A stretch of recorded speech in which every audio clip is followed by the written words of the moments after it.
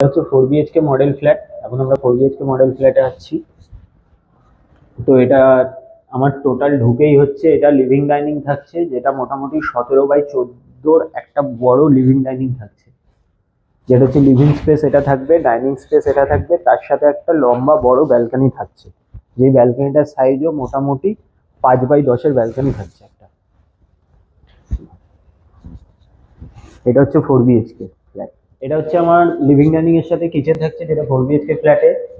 তো এটা হচ্ছে পুরো স্কোয়ার শেপে কিচেনটা আছে, যে কিচেনটা দেখলেই বোঝা যাচ্ছে একটা রুমের সাইজে কিচেন দেওয়া হয়েছে। 12x11 শুধু কিচেন থাকছে।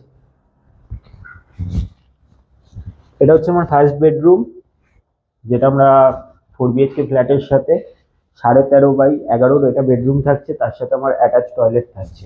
বেডরুম স্পেসিয়াস বেডরুম, প্লাস আলাদা করে ওয়ার্ডরোব স্পেস, ফ্রেঞ্চ উইন্ডো দিয়ে, প্লাস সঙ্গে আমার অ্যাটাচ টয়লেট থাকছে, যে টয়লেটটা মোটামুটি 9x6.5 টয়লেট আছে। 9x5, অলমোস্ট আপনার 5, যার মধ্যে ফিটিংস টিটিংস সমস্ত কিছু, টাইলস সমস্ত কিছু দিয়ে এটা দেওয়া থাকে। এটা আর একটা বেডরুম থাকছে, যেটা 13.5x11 বেডরুম থাকছে। এটাও হিউজ বেডরুম, খুব বড় বেডরুম, যার সাথে আমার ওয়ার্ডরোব স্পেস থাকছে।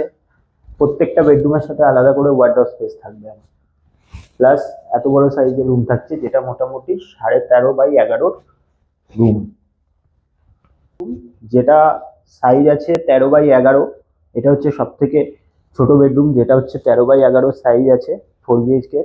4 নম্বর বেডরুম, যেখানে প্রিমিয়াম টাইলস থেকে আরম্ভ করে সুইচ বোর্ড সমস্ত কিছু দেওয়া থাকছে, প্লাস দুদিকে উইন্ডো থাকছে ক্রস ভেন্টিলেশনের জন্য। আমি একটু উইন্ডোটা দেখাবো। এটা হচ্ছে আমার উইন্ডো।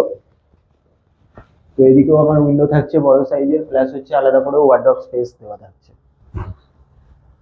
এটা হচ্ছে কমন ওয়াশরুম থাকছে, যেটা 8.5x4.5 কমন ওয়াশরুম থাকছে, যেটা লিভিং ডাইনিং এর সাথে অ্যাটাচ থাকবে।